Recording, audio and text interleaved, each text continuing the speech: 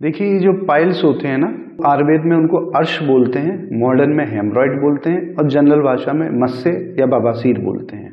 सबसे पहले समझना होगा कि 4 ग्रेड होती हैं इसमें। तो ये धीरे धीरे इसमें गुदा में अंदर जो हेमरॉइडल वेन है वो फूलने लगती है, सूजन आने लगती है, ऐसा समझ लीजिए। तो फर्स्ट ग्रेड जब होता है उसके ये सिम्टम होते हैं कि जब लैट्रिन करने जाता है तो पेशेंट को ब्लड आता है, या फिर तो टपकता है या पिचकारी से आता है। इसके अलावा दर्द जलन पाइल्स का सिम्टम है ही नहीं। सेकंड ग्रेड में जब मस्से हो जाते हैं तो मोशन करते में बाहर आते हैं, फिर मोशन के बाद अंदर चले जाते हैं। इसमें से ब्लीडिंग हो भी सकती है और नहीं भी हो सकती है।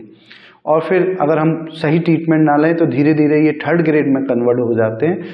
थर्ड ग्रेड का मतलब है कि लैट्रिन के समय, मोशन के समय पूरा मस्सा बाहर आ जाएगा और उसको हाथ से अंदर दबाना पड़ेगा, तभी वह अंदर जाएगा और उसमें ब्लीडिंग हो भी सकती है और नहीं भी हो सकती है।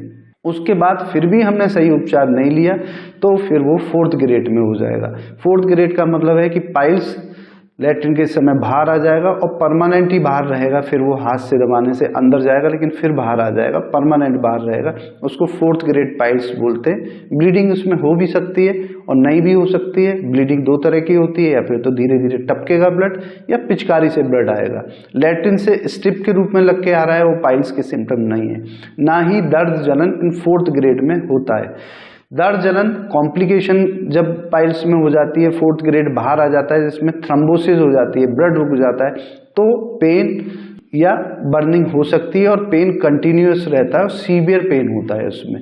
तो जो हम सोचते हैं कि लैट्रिन के समय हल्का सा दर्द जलन हो गया, हमें पाइल्स बवासीर हो गया, वो पाइल्स के सिम्टम है ही नहीं, वो अलग दूसरी बीमारी है, फिशर, उसके सिम्टम है। तो हमें तभी पता चलेगा जब ब्लीडिंग होगी या फिर मस्से बाहर आने लगेंगे। सेकेंड ग्रेड से लेके फोर्थ ग्रेड में अगर हम शार्सूट लाइगेशन करते हैं उसका रिजल्ट बहुत अच्छा आता है। फर्स्ट ग्रेड में हम अवॉइड करते हैं क्योंकि वो फुल डेवलप नहीं होता है। अगर तीनों मस्से डेवलप हो गए, चूंकि 3 जगह मस्से होते हैं, 3 o'clock, 7 o'clock और 11 o'clock, 3 हमारे गुदा में हेमरॉइडल वेन के स्थान होते हैं। तो तीनों वेन्स अगर फूल जाती हैं, तीनों मस्से फूल जाते हैं, तब हम फर्स्ट ग्रेड में उनको लाइगेशन कर सकते हैं।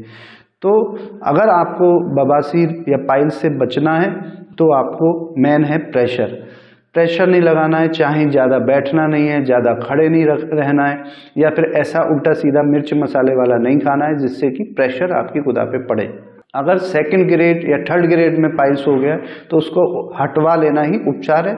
जो शार्सूट से हटाने से ना कोई दिक्कत होती है, ना दर्द है, ना कोई आपको एडमिट रहना पड़ता है, ना आपको ब्लड ट्रांसफ्यूजन करना पड़ता है, ना कहीं टाँके लगाने पड़ते हैं, कोई बैंडेज की भी आवश्यकता नहीं होती है और कोई एंटीबायोटिक देने की भी आवश्यकता नहीं होती है, जिसके बाद जो पाइल्स है वो दोबारा भी नहीं होते हैं। तो अगर आपको हेल्दी रहना है तो आपको मोशन पे ध्यान देना पड़ेगा कि आपका मोशन दिन में 1 बार या 2 बार जाए। ज़्यादा समय आप लैट्रिन में ना बैठें।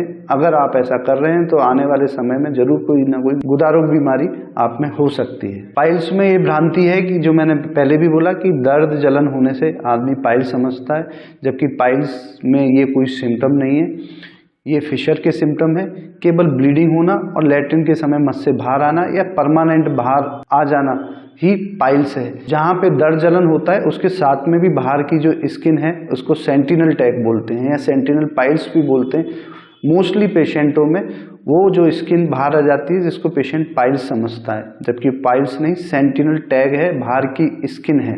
पाइल्स हमेशा लैट्रिन के समय अंदर से आएंगे और फिर मोशन के बाद में तुरंत ही गुदा के अंदर चले जाएंगे। तो ये भ्रांति निकाल देनी चाहिए कि दर्द जलन है तो मेरे को पाइल्स हो गया है, जबकि पाइल्स के सिम्टम्स अलग हैं।